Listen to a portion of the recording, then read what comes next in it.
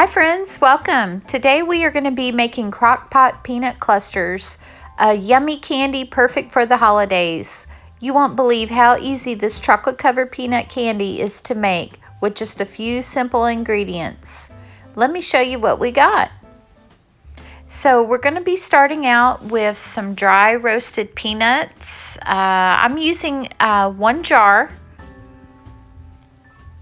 And then we're also going to be using some almond bark and a bag of semi-sweet chocolates and also some butterscotch.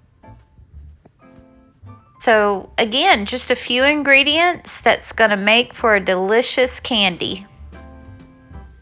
Okay, I've got my jar of dry roasted peanuts and my crock pot is sprayed down with some non-stick cooking spray. And we're just going to start throwing everything in. And you want to do it in this order. So we're going to add all our peanuts.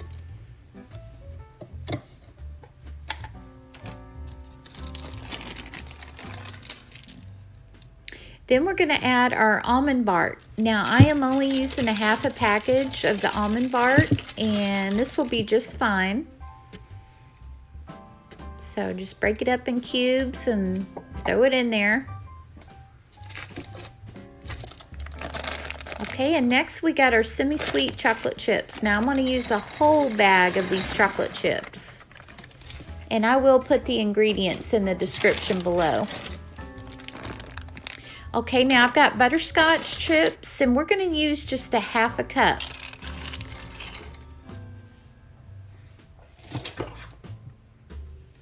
Okay, that's it. Let's put it on low, cover it up.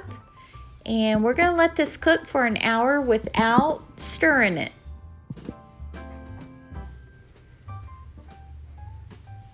We'll see you in an hour.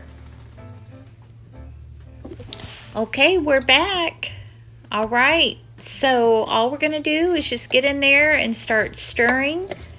It may look like a ooey gooey mess, but trust me, it's going to turn out delicious. So we just want to keep on stirring till we can get all those peanuts covered with all our ingredients. I want to get that chocolate kind of folded in there. So just keep stirring. Okay, now we're going to put the lid on and let it cook on low for about another hour, but trying to stir every 20 minutes. Okay, our chocolate candy mixture is complete. I've got these cupcake papers and this cookie scoop, and we are just going to start scooping our mixture into these papers.